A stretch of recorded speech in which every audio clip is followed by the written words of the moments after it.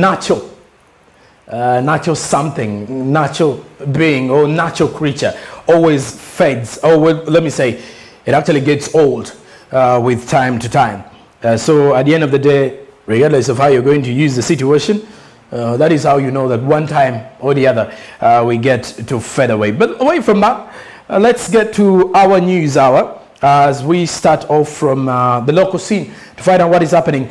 The National Planning Authority, NPA, has projected that over 30% out of the 15 million learners that were in schools before the COVID-19 pandemic hit Uganda are likely not to return to school. The percentage translates into 4.5 million learners across the different education levels. And according to the National Planning Authority report titled Towards the Safe Reopening of the Education Sector in COVID-19 time, the trend can only be attributed to poverty, teenage pregnancies, and early marriages. The National Planning Authority has projected that over 30% out of the 15 million learners that were in school before the COVID-19 pandemic hit Uganda are likely not to return to school. The percentage translates into 4.5 million learners across the different education levels. According to the National Planning Authority report, towards the safe reopening of the education sector in COVID-19 time, the trend can be attributed to poverty, teenage pregnancies, early marriages, and child labor, among others. The report highlights that as the impacts of the COVID-19 hit families, many children may be forced out of school into labor markets. Girls are likely to be much affected than boys, with many forced into early marriages. The report reads, 19 to 20% increase in the number of young girls becoming breadwinners for families through, among others, sexual exploitation, child labor, and early marriages. Already many girls are pregnant, while many boys are engaged in economic activities, which have increased the opportunity cost for returning to school. The report also shows that learners, particularly in the basic education sector, have outgrown their grades, making them prone to dropping out, since evidence show a high likelihood for all the learners to drop out of lower grades.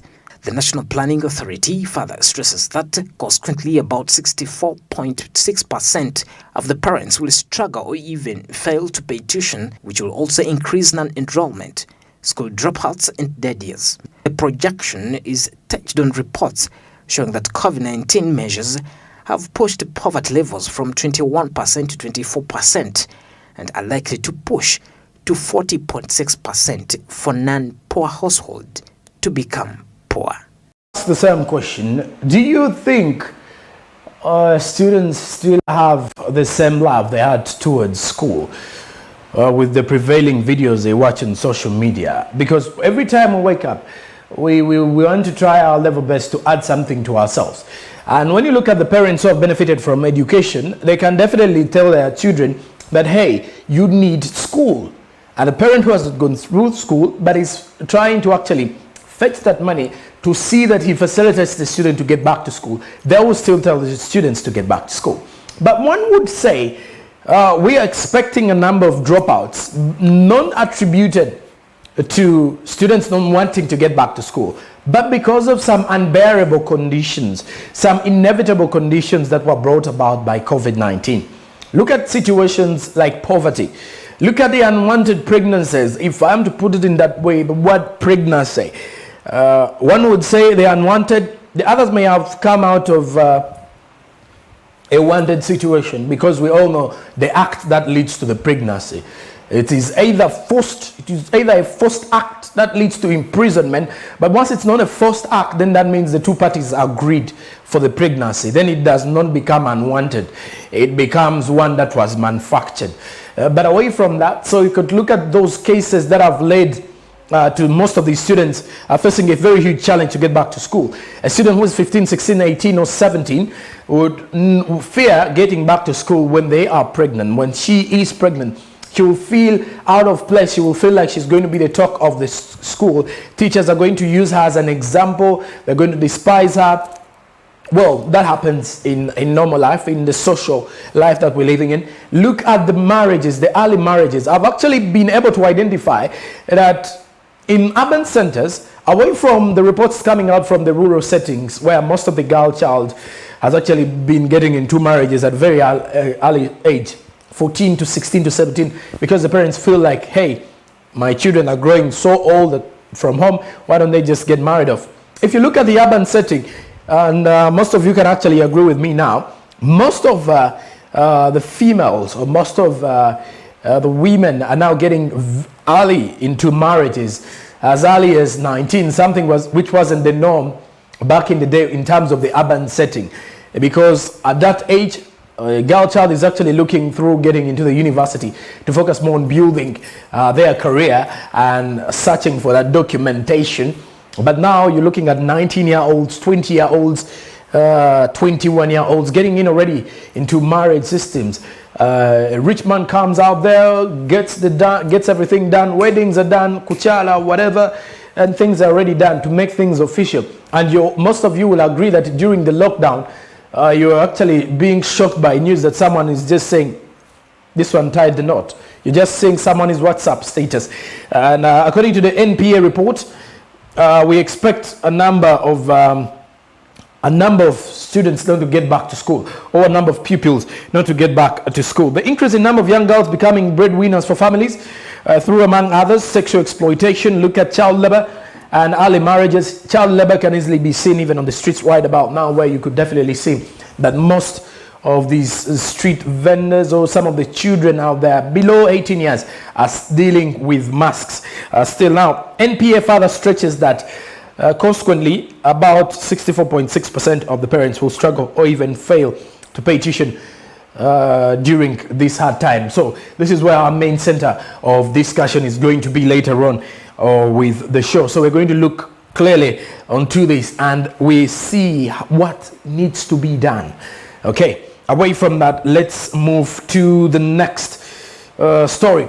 The Uganda Revenue Authority has embarked on alternative dispute resolutions mechanisms to harness its relationship with taxpayers and resolving tax conflicts. Alternative dispute resolution refers to the use of mechanisms other than the conventional methods like courts to resolve disputes. Some include negotiation, mediation, conciliation, among others. According to Patience Tumusime, the Commissioner of Legal Services at the Uganda Revenue Authority, over 1 trillion is tied up in court processes between the tax body and the taxpayers, as Pedison Mumbere narrates.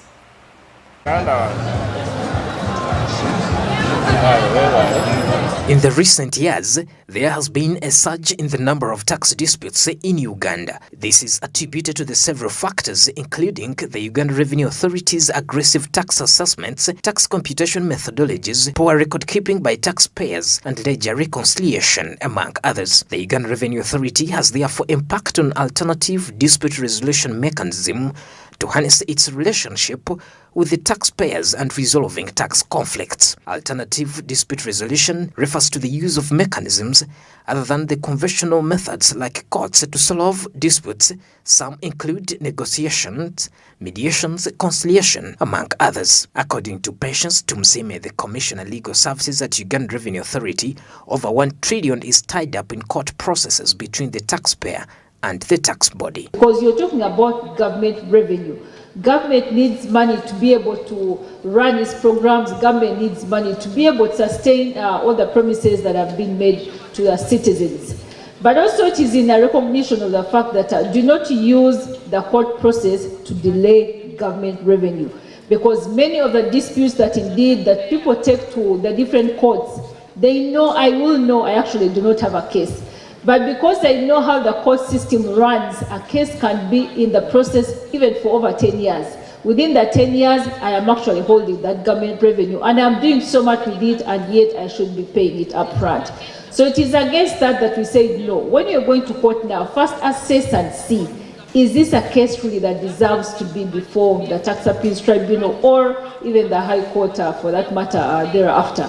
A tax dispute generally arises when there is a disagreement between the taxpayer and the Uganda Revenue Authority on the tax payable.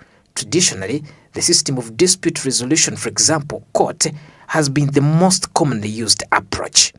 However, this system poses several challenges, including increasing in-case backlog, affects government revenue collection.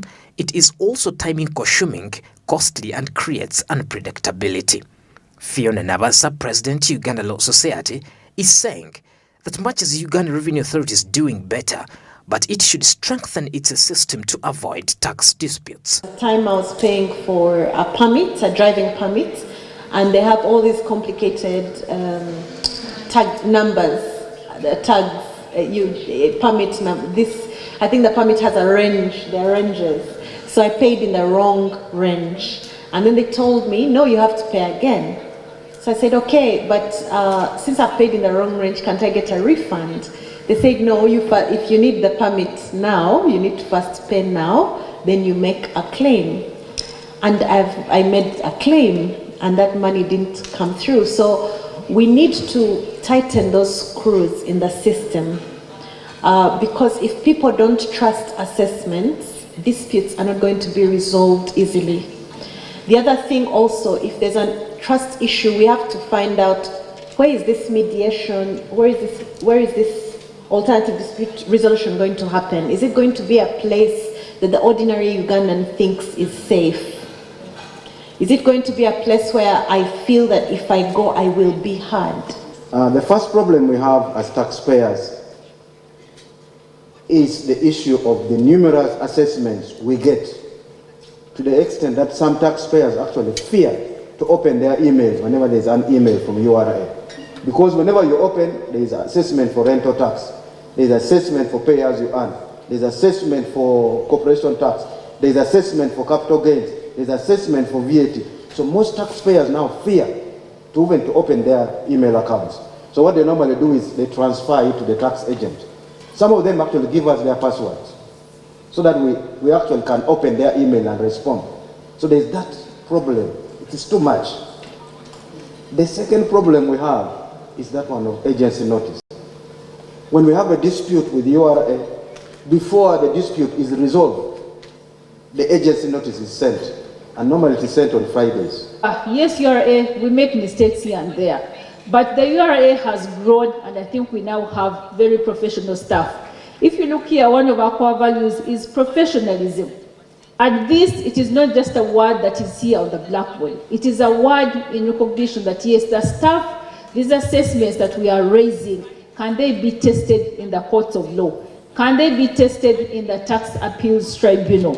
And that is what we have said, that even when you have these resolutions now, are you able to sustain this case? Like many speakers have said, I think Fiona and Mr. Kuda have also alluded to it, you have different levels from the time the assessment is raised to the time when you actually maybe file the case in the tax appeals tribunal. So along that now, there are many lines of discussions that happen. First of all, with you, the assessor, but then if you do not agree, you actually have an objections team. This is a separate team, by the way, Solomon. It is not the same team that would have looked at the matter. Once that is done, then they're able to look at the case and say, is this matter sustainable? Then that is when you probably go to a tax appeals tribunal. But even then, you then involve different levels, different heads of departments are involved in these discussions. But it is all making sure that the cases which we actually sustain in court are defendable. And I can assure that over the years, our success rate has improved. We've been ranging between a 75% to 80% success rate. What that means is that all the cases that we have in our court system, Uganda Revenue Authority has actually won about 80% of them. So what does that mean? That yes, to a large extent, the assessments that we have are actually defendable. They are not just assessments for the sake of raising revenue, no. Because we also recognize that we must do our work in a very professional manner. We must apply all the principles in interpreting these laws. Godfrey Akena, a proud taxpayer, raised concern about interest and penalties that comes along with the tax clearance certificate. In principle, a tax clearance certificate is issued by Uganda Revenue Authority only to a taxpayer who has regularly complied with the tax obligations. And getting tax clearance certificate is almost next to impossible. Reason being that every ledger we have with the URA has some penalty and has some interest, which we cannot explain as taxpayers. The thing gets system generated. We have a lot of it. So whenever you come for a tax clearance certificate, as a taxpayer or representative of taxpayers, we don't get it because there is some penalty or interest. We don't know how it came about. So that's another problem we have. Another problem connected to that is ledger reconciliation. Sometimes you pay through the bank, but that payment you've made is not reconciled with the ledger system in the URL. So you can clearly in your system, you know you paid all your taxes. But when you come here, you've not paid any. It's either you will register the wrong PRN or you paid without the PRN. So the money is hanging somewhere in standing. I had a scenario where there's a client who had around 2 billion hanging in standing as payment to URL. And in the ledger system here, that money was not paid. So we had to come to finance and we did a reconciliation which took us roughly around 2 months to come to zero. So that's another challenge. The other challenge we have is for those of you who buy motor vehicles. You've discovered you buy a vehicle at $5,000, then you will uplift it to $20,000, then you pay the tax. When you have the receipt, you have everything to show that you bought that vehicle at $5,000. Tax clearance certificate, yes, another big problem. And we know, we are cognizant of the fact that these tax clearance certificates are needed by taxpayers for many reasons. Many of them is when they are bidding for works, for procurement works. And they are very timely. So when they apply, we should be able to give them the TCCs within the shortest time frame. But where the problem comes in is if you apply for a TCC and then you have these outstanding arrears or obligations within the Uganda Revenue Authority. And this is also where we are saying that we need to continuously walk the journey with our taxpayers so that you have your obligations or you have a ledger with Uganda Revenue Authority that is clean. That by the time you apply for this TCC, it should not even take us more than a day or two to be able to give you this clearance, because we are cognizant of the fact that these clearances are needed by the taxpayers. So we should be able to walk through the taxpayers and make sure that when they apply, indeed, they have their clearances. Ledger reconciliation, Solomon, that is a big issue even with the Uganda Revenue Authority right now. Yes, we recognize that the ledgers, some of them have caused a number of disputes, and indeed we have a number of cases, even in the High Court, in the Tax Appeals Tribunal, arising from the incorrect ledger balances that we are having. Alternative dispute resolution is the most recommended way of resolving tax disputes, with a global recommendation that 80% of the tax disputes be resolved by way of alternative dispute resolution. Countries like South Africa are said to be at 66%. Uganda lags far behind. The benefits of alternative dispute resolution are immense, but these may not be realized if there is no clear and robust legal framework for deploying such mechanisms. In the recent years, there has been a surge of tax disputes in the country, and one would actually attribute it to the level or to the way URA has actually been getting these taxes. Look at the computation of these things. Look at how most of the taxpayers have actually been keeping their records. And at the end of the day, whenever this come to pass and someone's not paying the taxes, URA has always been going to court to actually file these cases out there to court. Something most of the taxpayers were seeing as quite unfair and unfavorable to most of them. So URA has actually thought it wise to look at it in a situation that now what they are going to look at is to consider mediation, negotiation, as well as conciliation or reconciliation, to see that you sit down with the taxpayer, get to understand why aren't they paying these taxes. I think it is a good way, and if I'm to put it on a weighing situation, I would say yes, it can actually help both parties this time around. Sit down with these people, negotiate with them. What do we need to do before we can actually head out to most of the situations? But sit down with them, try to understand why are they running away from the taxes? Why don't they want to pay the taxes? Look at the situations that are attributing to the dodging of the taxes. Try to get a negotiation, put them in a negotiation situation, not taking them to prison or court, because there are some of the reasons that we need to do a negotiation. If you're to look at the countries that we have actually been, if you look at the countries that we've been compared to, include South Africa, which is said to be at 66%, which means Uganda is lagging way behind, away from that. Now, the benefits of alternative dispute resolution are immense, but these may not be realized if there is no clear and robust legal framework for deploying such mechanisms. Okay, and away from that, let's move on to the international scene, and we set out from Nigeria. As Nigeria rolls out Africa's first digital currency, the e-Naira, the Nigerian President Muhammadu Buhari has announced launching of a new digital version currency, the e-Naira, after postponing the operation initially planned for early October. The president said that the new digital currency would improve cross-border trade, financial inclusion for people outside the formal economy, and increase remittances. More of the details. The Nigerian President Muhammadu Buhari has announced launching of a new digital version currency, the e-Naira, after postponing the operation initially planned for early October. With this launch, Nigeria, Africa's largest economy in terms of GDP and the continent's most populous country, over 200 million inhabitants, is a pioneer on the continent alongside Ghana, which has been testing its e-cedi as a new means of exchange since September.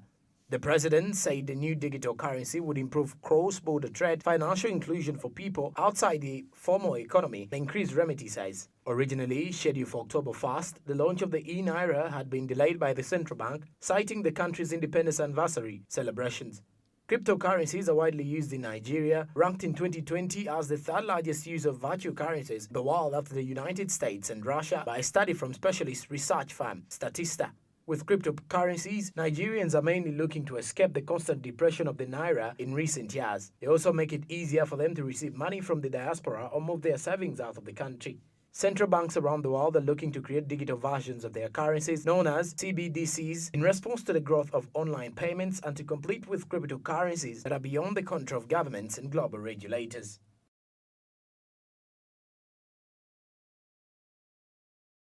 Okay, so digital currencies, Nigeria is one of those countries that are fast growing with the digital currencies. I first realized that cryptos and bitcoins are making their way into Africa with the comedians, the Nigerian comedians who have always been making these skits and trying to advertise trading with Bitcoin. You hear there's this company, this and this and this. And now the transition has actually headed into an economic or an electronic economy for Nigeria with the e-Naira. And most people expect that with this, it is actually going to help out Nigerians with the fact that their currency, the Naira, has been depreciating for the recent years. Look at countries like Ghana. They already have an electronic currency with the e-Naira. So rather with the e-cedi, because the cedi is the currency for Ghana. So look at those currencies.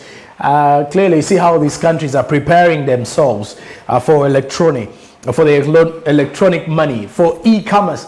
You would say e-commerce, you're already there, you're dealing with digital marketing and what have you. So Nigeria is taking their way, and according to the rankings, it's number 3 according to Statista. Yes. They actually made, this is actually a site that actually rated Nigeria at 3rd behind the United States and Russia for countries that have championed the use of digital currencies or digital economies for the transition of digital economies. My question is, however, will Uganda head out there? We shall definitely see if that is so. But away from that, as we're finalizing with our news hour, fuel imports cost rise 5 times over in just 19 months. That is in Kenya. The cost of importing oil into Kenya has grown by nearly 5-fold in just 19 short months, putting the oil-dependent markets such as Kenya under pressure. According to the tracking of Marban crude oil price, the price of a single barrel of crude oil has moved from an average of $17.66, that is 1,971 Kenyan shillings, in April last year, to a high of $84.24, which is 9,401 shillings as of Wednesday last week. So you can only imagine, from 1,971 in a period of 1 year down to 9,401 Kenyan shillings. Let's check more of the details. The cost of importing oil into the country has grown by nearly fivefold in just 19 short months, putting oil-dependent markets such as Kenya under pressure. The astronomical rise in the import costs is set to exert more pressure on the government to caution Kenyans against the runaway oil prices. According to the tracking of Marban crude oil prices, the price of a single barrel of crude has moved from an average of $17.66 in April last year to a high of $84.24 as of Wednesday this week. For instance, the petrol price stabilization mechanism, which first took effect in April this year, is expected to face an elasticity test in the next few months as global oil prices continue to push up the selling. Even with the cushioning plan in place, Kenyans are already facing the highest fuel costs, the litre of petrol retailing a premium of 129.72 Kenyan shillings, while diesel and kerosene costs presently average 110.60 Kenyan shillings and 103.54 Kenyan shillings respectively. In the aftermath of low global oil prices, Kenyans paid a low of 83.33 Kenyan shillings petrol in May last year, while diesel and kerosene costs stood at 78.37 Kenyan shillings and 79.77 Kenyan shillings respectively. The spike in global oil prices has been occasioned largely by rebounding demand for the commodity following the reopening of world economies after the onset of the COVID-19 pandemic. The rebounding demand has nevertheless been unmatched by supply as oil producers maintain a stringent hold on the output to recover yields lost to the low valuation of the commodity for large parts of 2020. On Thursday, the extended arm of oil producing and export countries, OPEC, snapped pleas by US President Joe Biden to raise oil output to deal with the current high energy costs, sticking with their original plan of only adding 400,000 barrels of oil per day to. Back at it. So the cost of fuel is rising not only in Uganda but across the world. One would think it is only happening in Africa, but it's actually happening country worldwide over. So with the situation of the COVID-19, I guess most of the costs are going to go high. Reason being that economies are trying and they're actually facing a very huge time to actually stabilize. And for this, you do expect that with a period of 1 year, we expect the number of costs to go high. But that brings us to the end of our news hour. We'll return with the topical analysis. This time around, we are talking COVID-19 education related. What's next for students? What's next for learners after the reopening of schools? What do we expect in January? Do we expect a huge rise or a low turn up? That and more is what is coming up after the break. I'm Joel Paul Sonko. This is Smart Means Business.